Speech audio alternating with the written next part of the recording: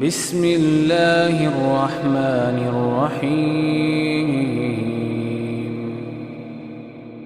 تیسری ذمہ داری یہ ہے کہ محرم الحرام سے شروع ہونے والا جو نظام صحابہ کرام، تابعین اعظام، تبع تابعین اور آج تک کے نیک لوگوں نے اس کو پریفر کیا ہے، اس نظام کی حقیقت کو سمجھیے، اس نظام کی عظمت کو جانیے اور اس نظام کو اپنے اپنے حالات کے مطابق اس کو نافذ کرنے کی کوشش کیجیے۔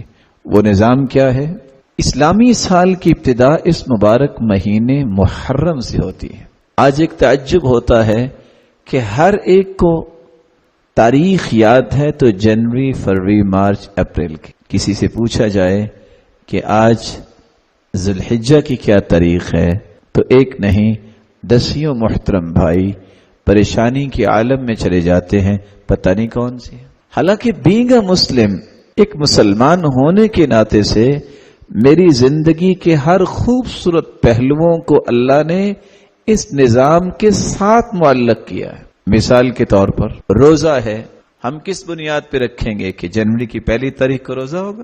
وہاں لفظ ہیں صوموا لرؤیتی وافطروا لرؤیتی، چاند نظر آئے تو روزہ رکھو اور چاند نظر آئے تو عید مناؤ۔ اس قمری نظام کے ساتھ مسلمانوں کی عبادات کو لگا دیا ہے۔ اور یہ جتنے جھگڑے اس وقت دنیا میں ہیں اس کی وجہ کیا ہے؟ کوئی کہہ رہا ہے کہ فلاں تاریخ کو ہمیں عارفے کا روزہ رکھنا چاہیے، کوئی کہہ رہا ہے کہ فلاں تاریخ کو رکھنا چاہیے۔ اگر قمری نظام کو جو رسول اللہ صلی اللہ علیہ وآلہ وسلم کی ہجرت سے اس کی ابتدا ہوئی، ہجرت جو ہے آپ صلی اللہ علیہ وسلم نے مکہ سے مدینہ کی طرف روانہ ہوئے تو اس کا آغاز چکے پہلا چاند نظر آیا مدینہ میں، وہ محرم کا چاند تھا، اس لیے اس کو بنیاد بناتے ہوئے 17 ہجری میں سیدنا ابو موسیٰ اشعری رضی اللہ تعالی عنہ کی توجہ دلانے پر سیدنا عمر فاروق رضی اللہ تعالی عنہ نے صحابہ کرام کو اکٹھا کیا اور صحابہ کرام کے مشورے کے ساتھ اور سیدنا علی اور دیگر کبار صحابہ کے مشورے کے ساتھ ہجرت کے واقعے کو اسلامی سال کی ابتدا قرار دے دیے۔ اور آپ صلی اللہ علیہ وآلہ وسلم کی مدینہ طیبہ ریاست مدینہ میں جو پہلا چاند نکلا تھا وہ چاند محرم کا تھا، اس لیے محرم کے مہینے کو سال کا، اسلامی سال کا پہلا مہینہ قرار دیا گیا۔ قرآن مجید میں اللہ عز و جلال نے اسی بات کے متعلق آیات نازل کی ہیں۔ يسألونك عن الأهلة قل هي مواقيت للناس والحج وليس البر بأن تأتوا البيوت من ظهورها ولكن البر من اتقى وأتوا البيوت من أبوابها واتقوا الله لعلكم تفلحون۔ یسألونک عن الأہلہ، لوگ سوال کرتے ہیں چاندوں کے متعلق۔ قل ہی مواقیت للناس والحج، زندگی کے اوقات کا تعین اور وقت کو اس کے مطابق اسلامی رہنمائی کی روشنی میں صرف کرنے کے لیے اللہ نے یہ قمری نظام دیا اور اسی سے یہ حج کا تعین ہوگا۔ ذی الحجہ کے مہینے میں حج ہے، یہ قمری نظام کا ہی کسی کو علم ہے تو وہ حج کر سکے گا، وگرنہ عیسوی نظام جو ہے، شمسی نظام جو اس وقت رائج ہے، اس کے مطابق تو حج کا کوئی تصور نہیں ہے۔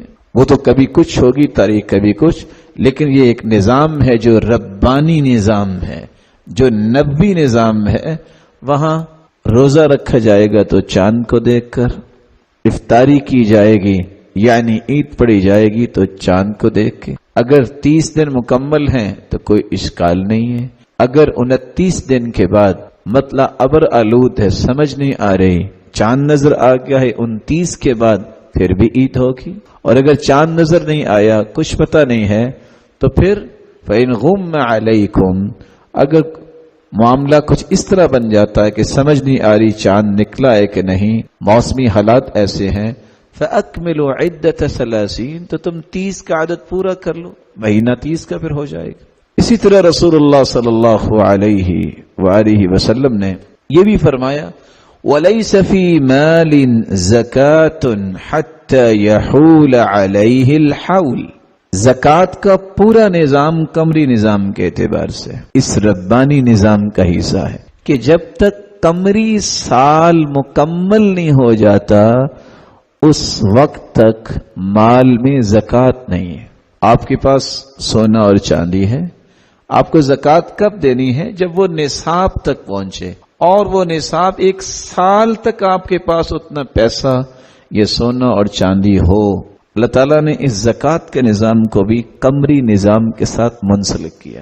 اور یہاں رک کے میں ایک چھوٹی سی بات آپ کے دل میں اتار دوں, جو لوگ قمری نظام کے مطابق زکوٰۃ نہیں دیتے, شمسی نظام کے مطابق زکوٰۃ دیتے ہیں, وہ ہر سال 9 یا 10 دن کی زکوٰۃ دیتے ہی نہیں, وہ لاشعوری میں وہ زکوٰۃ چوری کر لیتے. آپ کہیں گے وہ کیسے؟ آپ کے علم میں ہے کہ سال کے کتنے ایام ہوتے ہیں؟ شمسی سال کے کتنے ایام ہوتے ہیں؟ 365. اور قمری سال کے 355 یا 56. نظامی زکوٰۃ یہ ہے کہ آپ کے اوپر سال گزرے آپ کے مال پہ, تو آپ کو زکوٰۃ دینی چاہیے تھی 355 یا 56 دن کے بعد. آپ نے زکوٰۃ کتنے دنوں کے بعد دی؟